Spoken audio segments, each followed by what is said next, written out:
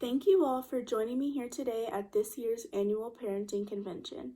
As I stand before you, all that goes through my mind is how often I told myself as a young mother that I would never do anything to harm my child. However, the harsh reality is I did just that. The even harsher reality is that almost every single mother and father in this room is doing the exact same thing. Now you may be wondering, who is this woman? Why am I listening to a complete stranger that just accused me of hurting the only being that I would cross oceans to protect? How did she get the nerve? For years after my son was born, he engaged in television and screen devices as a form of entertainment and perhaps even distraction. All of you are aware of the tedious effort it takes to maintain a full-time job and raise a toddler, all while keeping your own sanity. I would get home after a long day of work and immediately turn on the television to keep my son busy while I performed the necessary actions as his caretaker: prepare food, do the laundry, wash dishes, take a shower if I had the time. When we left the house, I would always make sure to bring an iPad or my personal cell phone for my son to play games on.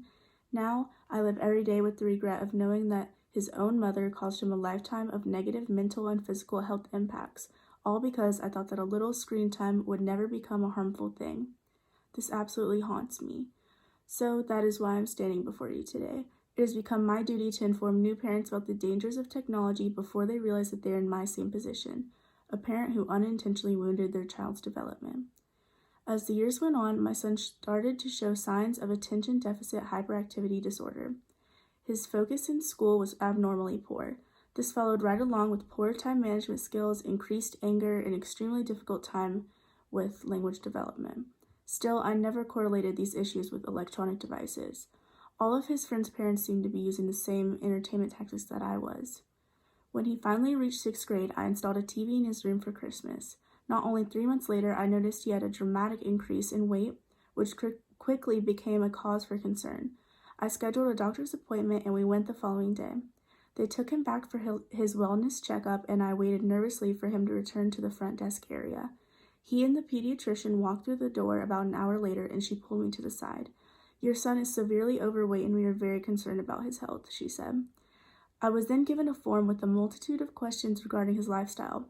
Is he active for 60 minutes or more every day? I wasn't sure. Does he have a nutritious diet? I think so.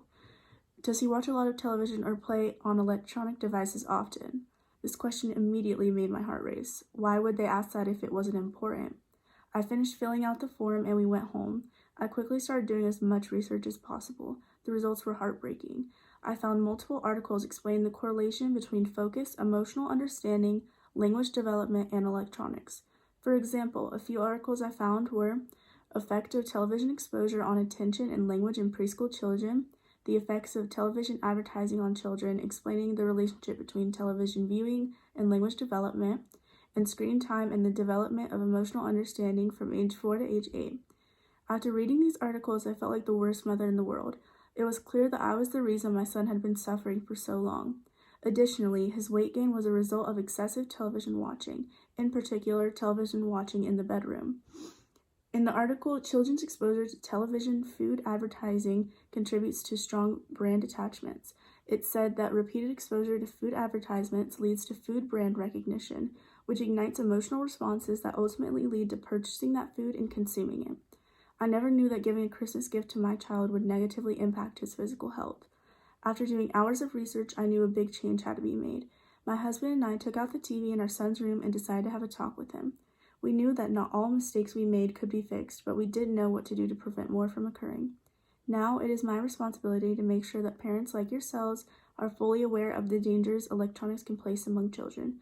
We all share the same goal: to protect the health of today's youth. With that being said, I hope that an easy distraction for your child is not worth impacting their ability to learn, develop, and live a healthy lifestyle. Instead of using TV and devices as an easy source of entertainment, I plead with you all to encourage your kids to play outside, build a puzzle, or read a book before turning on their favorite show or movie. I thank you all in advance for not making the same mistakes I did.